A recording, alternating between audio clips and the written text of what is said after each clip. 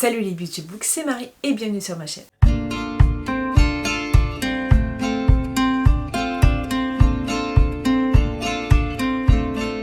J'espère que vous allez bien, on se retrouve pour une pile à lire un peu saisonnière puisqu'il s'agit de ma pile à lire du Chinese Spring Challenge. Ce challenge est dans la continuité du Pumpkin Autumn Challenge ou du Cold Winter Challenge. Il est organisé par Flowfly, donc Floris de la chaîne Flowfly, et il célèbre, comme son nom l'indique, l'arrivée du printemps. Si vous voulez toutes les informations sur ce challenge, je vous laisse la vidéo de Floris ainsi que sa petite pile à lire qui peut vous donner quelques exemples de recommandations de lecture. Je vous avoue que j'ai un petit peu galéré alors que j'attendais très impatiemment ce challenge, mais c'est vrai qu'avec Floris on n'a pas le même style de lecture à chaque fois, mais ce qui me va très bien puisque ça me permet de découvrir d'autres choses, mais du coup il y a beaucoup de choses pour ces catégories pour lesquelles j'ai un petit peu galéré, mais on va faire un point tout de suite. Et le premier menu est Printemps changeant.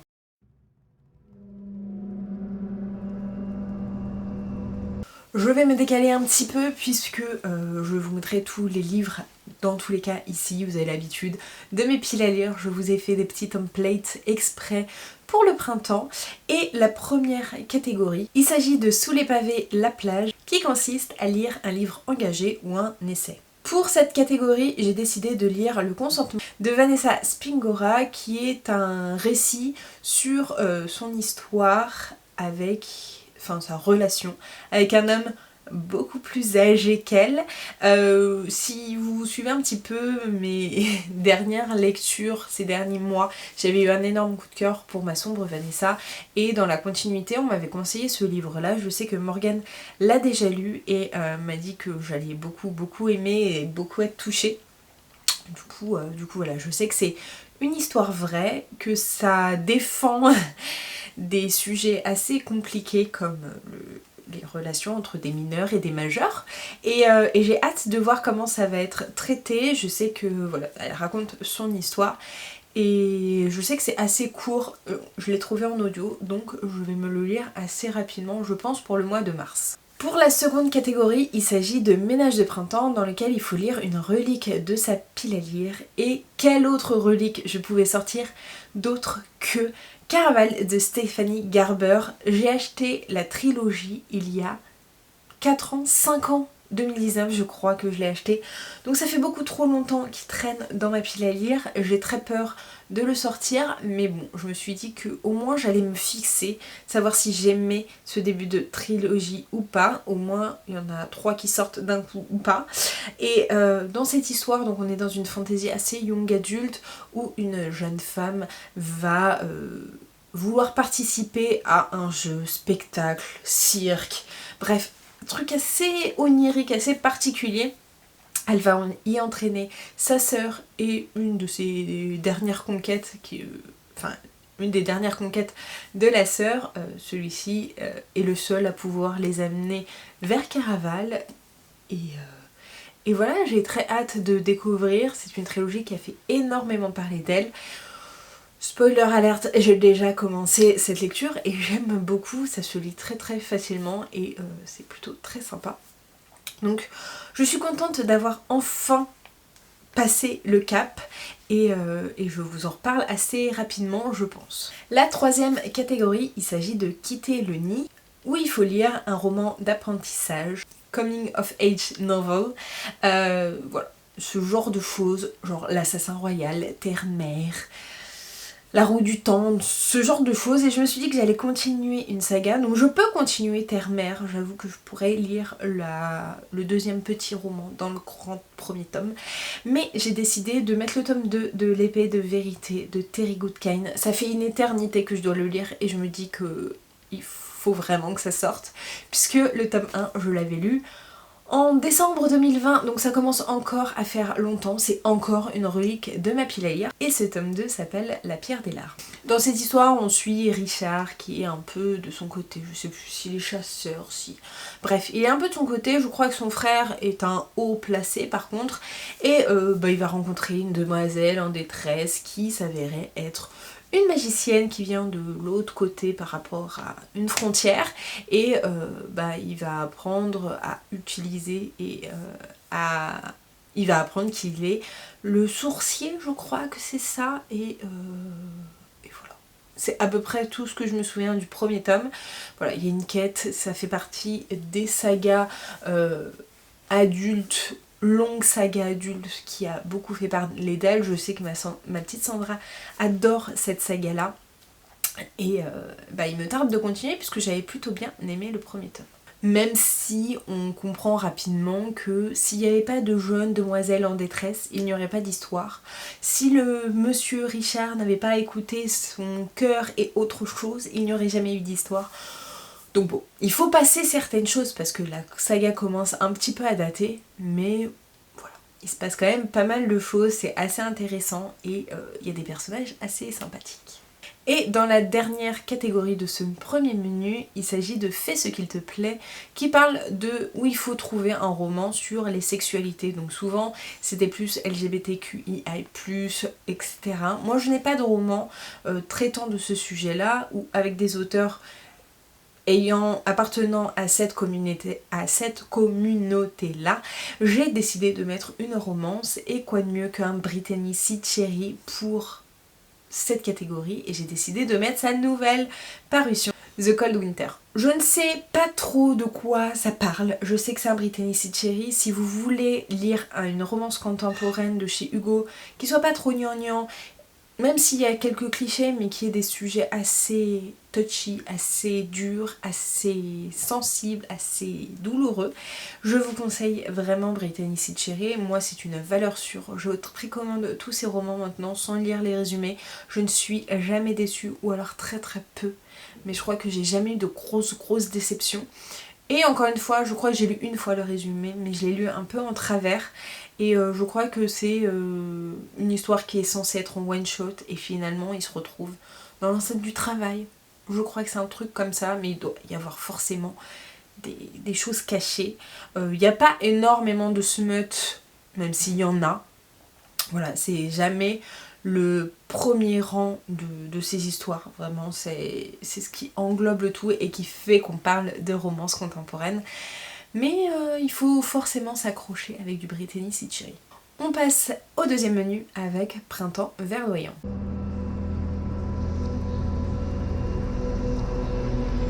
Et donc la première catégorie est allergique au pollen, où il faut lire un livre qui sorte de notre zone de confort. J'ai mis 2 romans, un qui est dans ma pile à lire et un qui me tente plutôt pas mal. Le premier, il s'agit des Fleurs pour Algernon de Daniel Keyes, que j'ai dans ma pile à lire depuis un moment. Encore une fois, je l'ai mis dans cette catégorie là puisque même si j'ai déjà lu des livres de science-fiction, même si j'ai plutôt apprécié certains livres de science-fiction, à chaque fois ça me fait sortir de ma zone de confort. J'ai toujours peur de détester, même si je suis sûre que celui-ci je vais adorer. J'ai très envie de le lire, mais à chaque fois il passe un peu à la trappe par rapport à d'autres. Et j'ai vraiment envie de le lire et pas de l'écouter en audio. On va suivre un jeune homme qui est assez retardé niveau mental et qui va subir une expérience scientifique, puisque il y a des tests qui ont été faits sur des animaux et notamment des souris qui montrent que certaines choses peuvent accélérer et amplifier et développer leur capacité intellectuelle, etc. Et du coup, il va subir cette expérience avec des particules de souris. C'est à peu près tout ce que j'en sais, mais ça m'intéresse beaucoup, surtout qu'apparemment il y a une vraie évolution au niveau de la plume. On est vraiment dans la tête du personnage, donc au début avec beaucoup de fautes d'orthographe, de syntaxe, etc. Et on voit cette évolution dans l'écriture. Et donc le deuxième roman, il s'agit de Mrs. Dalloway de Virginia Woolf. Je sais pas trop de quoi ça parle, à part que c'est un classique. Les classiques c'est complètement hors de ma zone de confort, mais j'ai envie d'en découvrir. J'ai vu que par le biais justement des audios, ça me confortait dans dans l'idée que je préférais ça. Dans tous les cas, j'ai un peu de mal à les lire en normal plutôt qu'en audio. Et là, je crois qu'on est sur vraiment un monologue d'un récit de vie de Mrs. Dalloway. Je sais pas trop de quoi ça va traiter. Mais j'ai très envie de découvrir Virginia Woolf que je n'ai jamais lu. Et je me dis que, encore une fois, pour le mois de mars, au féminin, c'est plutôt pas mal. La deuxième catégorie, il s'agit de sortir de sa chrysalide et il faut lire un livre sur la transfuge des classes, la mutation, la transformation, la migration. Et pour ceci, j'ai beaucoup eu de mal à trouver un roman. Et je vous avoue que je pense que j'ai un petit peu triché, je pense pas que ce soit totalement ça. Mais j'ai mis le roman Nous reviendrons à la Havane de Chanel Clinton, qui est un Charleston qui est en double temporalité et qui va parler de la révolution à Cuba, je crois que c'est à peu près ça, mais voilà, il y a une double temporalité et dans le présent on nous dit qu'elle revient à la Havane pour connaître un peu plus sur ses racines. Donc je me dis qu'à un moment donné, il y a eu une migration, il y a eu un changement de régime, voilà, je crois que c'est vraiment au moment d'une révolution. Je pense que les ancêtres partent de la Havane pour les États-Unis ou un truc comme ça. Et donc voilà, je trouvais que dans ce côté-là, ça allait plutôt bien. De toute façon, je ne voyais pas plus, je voyais pas ce qui pouvait aller mieux sur ça de ma pile à lire. Et bon, voilà, ça fera l'affaire complètement. Nous avons ensuite Perséphone, Flora, Brigitte et il faut lire un livre de SFFF ou qui parle d'écologie. J'ai choisi un livre SFFF qui est un peu plus simple pour moi et encore une fois j'ai mis une relique de ma pile à lire puisque j'ai mis Ghost of the Shadow Market de Cassandra Clare qui est un recueil de nouvelles qu'il faut lire juste avant de commencer The Last Hours, donc les dernières heures, donc la dernière trilogie qui est sortie de Cassandra Clare dans le domaine, enfin dans l'univers de The Mortal Instrument. Et là on va suivre sur plusieurs nouvelles et plusieurs temporalités le personnage de Jem. J'ai très peur mais je vais rapidement envoyer un petit message à Sandra pour qu'on se le fasse en lecture commune. Ça fait 2 ans qu'on doit le faire. Comme je ne lis plus en anglais, qu'il n'a pas été traduit, c'est assez compliqué pour moi de le sortir. Mais là je vais me mettre un coup de pied aux fesses. Je pense que de toute façon on s'est dit qu'on allait prendre notre temps. Je me suis dit aussi que de le lire avec Sandra c'était parfait. Elle l'a déjà lu, elle peut m'aider aussi et le format nouvelle ne peut que m'aider pour la reprise de la VO.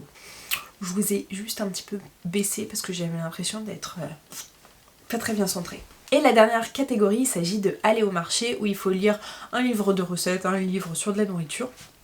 Encore une fois, je me suis beaucoup demandé ce que j'allais mettre dans ce roman-là, dans cette catégorie-là, puisque je n'ai absolument pas de roman qui parle de ce genre de sujet. Et j'ai mis Legend and Latte de Travis Baldree, puisqu'il me fait très envie. Je ne l'ai pas dans la pile à lire, mais c'était un roman que j'avais très envie de lire cette année. En plus, il a été traduit.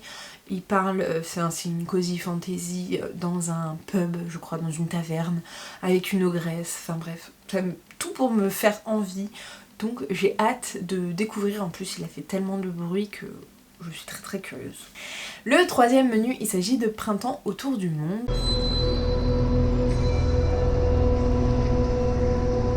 Dans ce menu-là, il y a plusieurs fêtes qu'on célèbre autour du monde comme son nom l'indique, et la première il s'agit d'Holi qui est une fête indienne, une fête de couleurs où les gens se balancent des couleurs, enfin de la poudre colorée. Moi j'avais vu ça la première fois dans Ici tout commence et j'avais trouvé très sympa, j'aime beaucoup ce genre de fête. Et dans cette catégorie là il faut un roman où dans le titre il y a une couleur prédominante, ou alors un auteur indien. Je vous avoue que dans cette catégorie-là, j'ai pas forcément mis les auteurs de cette région-là, puisque j'en ai pas forcément.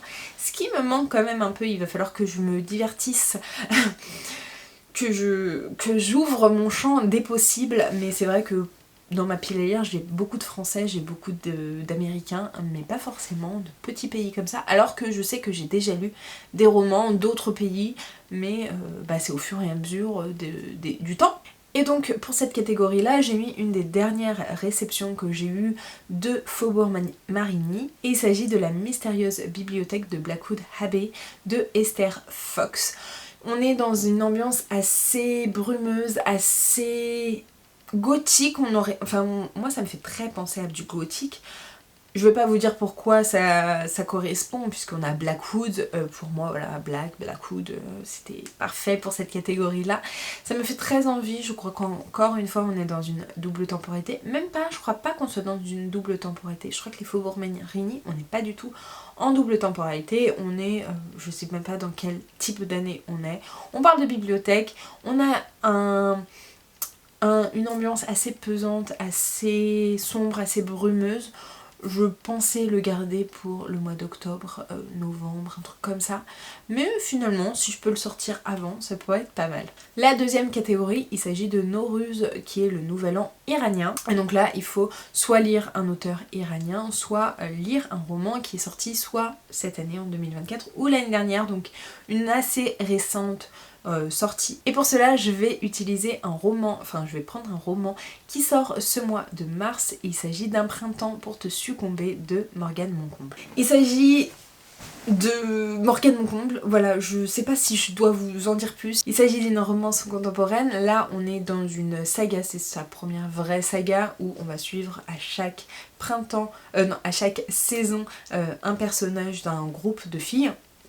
Et donc là c'est le 3e tome où on va avoir une espèce de fake dating, une relation arrangée et forcément ça va continuer par une vraie romance. C'est tout ce que je sais, je ne veux pas savoir plus, c'est comme Brittany Cherry, je précommande sans savoir de quoi ça parle et je suis rarement déçue encore une fois. C'est un peu la Brittany Cherry en France, on va avoir une petite romance, même si la romance en elle-même est prédominante, mais les relations sexuelles ou la romance est vraiment en fond et va servir quand même au sujet traité. Souvent c'est des sujets assez forts, je vous ai parlé du tome 2 dans une de mes précédentes vidéos avec mon bilan de janvier et j'ai très hâte de découvrir cette nouvelle parution. Alors là, pour cette catégorie là, il va falloir que je prenne mon téléphone parce que le nom, je ne remercie pas Floris.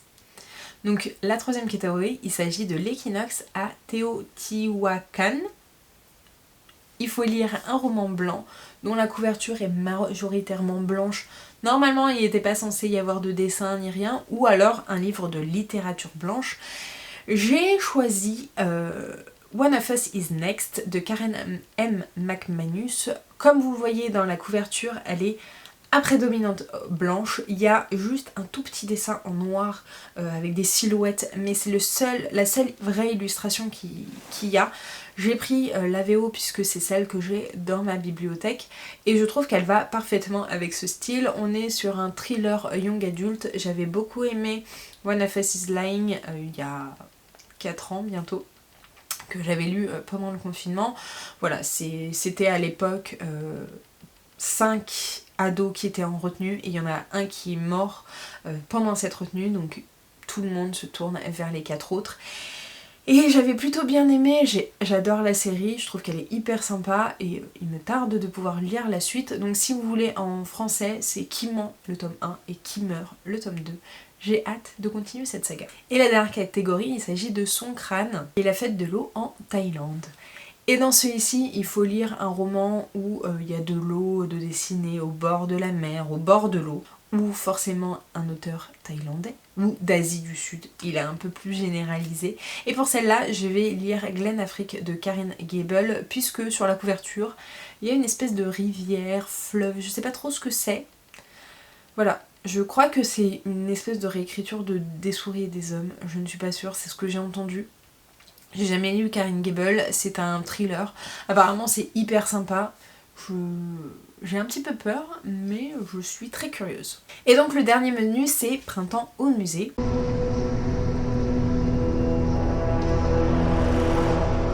Et à chaque fois, Floris a utilisé des tableaux. Et le premier, il s'agit de Premier jour de printemps de Dali, où il faut mettre un livre absurde, surréaliste, ou avec beaucoup d'humour. Bon, il a mis chronique, mais avec beaucoup d'humour, c'est pareil. Et je vais mettre le 8e sortilège de Terry Pratchett. Terry Pratchett est connu pour ses fantaisies humoristiques.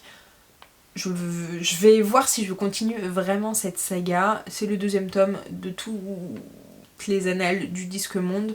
J'avais plutôt bien aimé le premier tome, mais sans plus. Voilà, le format ne me convainc pas forcément. Je pense qu'en BD ça devrait être excellent, en audio ça devrait être excellent. En écrit comme ça c'est un peu plus compliqué, mais je sais que c'est une lecture qui me prendra pas longtemps. C'est des romans assez courts de 200-250 pages et je suis très curieuse de pouvoir continuer. D'un point de vue humour comique, je ne pouvais pas mettre autre chose que Terry Pratchett. Donc la prochaine catégorie, il s'agit du cadre de Frida Kahlo et il faut lire un livre de réalisme magique. J'ai hyper galéré parce que pour moi le réalisme magique ça n'a aucun sens, je n'arrive pas à penser à une définition plausible que je comprenne. Donc on m'a fait plusieurs recommandations et dans ma wishlist j'avais depuis des années Des œillets pour Antigone de Charlotte Bousquet. Charlotte Bousquet, j'ai adoré un de ses romans qui était Là où tombent les anges sur la Première Guerre mondiale. J'avais vraiment adoré. Je ne me souvenais même plus que c'était elle qui avait écrit ça, mais on va suivre dans ce roman la révolution des œillets au Portugal. Et j'ai très envie de connaître un peu l'histoire portugaise, d'en connaître plus sur cette révolution-là et sur cette fête qui est continuée à être fêtée. Et voilà, je vais pouvoir le sortir à ce moment-là et je suis très contente. Même si je ne l'ai pas dans ma pile à lire, je suis très contente de pouvoir le lire enfin. Donc ensuite, nous avons Jardin de campagne de Klimt. Et là, il faut lire un recueil de poésie. Je n'ai absolument pas de recueil de poésie dans ma pile à lire, mais j'ai très envie de lire depuis des années, encore une fois, Rupi Kaur. Donc je vais lire Lait et miel. Je sais qu'elle est assez connue, ou il est assez connu, je sais pas si c'est un il ou elle, mais que cette écrivaine, bref, je sais que ces recueils sont très connus et très aimés, et du coup j'ai très envie de les découvrir également. Je me dépêche puisque la vidéo dure 1000 ans déjà. Avec la dernière catégorie, il s'agit de Untitled 582 de Sherman. Et donc là, il faut lire un livre malaisant, un livre bizarre, ou de Weird Women Writing Weird Books. Et j'ai choisi une recommandation de ma petite Elika. Il s'agit des dangers de fumer au lit de Mariana Enriquez. Encore une fois, je crois que c'est un recueil de nouvelles qui me fait très envie. Apparemment, c'est hyper bien. Elika, elle a adoré. Et donc je vais tenter cette autrice puisque j'ai pas très envie de lire son autre gros roman. Donc je vais essayer avec cette petite nouvelle. Et je vous en dirai un peu des nouvelles. C'est le cas de le dire. Bref, voilà ma pile à lire du Shining Spring Challenge. N'hésitez pas à me dire si vous y participez et les livres que vous allez lire. N'hésitez pas à me dire aussi si vous avez lu certains de ces livres-là. Comme d'habitude, n'hésitez pas comme d'habitude à liker, à commenter et à vous abonner. On est de plus en plus et je suis très contente de vous découvrir et de vous accueillir dans mon antre. Je vous mets juste ici pour vous abonner, ici ma dernière vidéo, et en attendant une prochaine vidéo, je vous fais de très gros bisous et je vous dis à très bientôt. Ciao!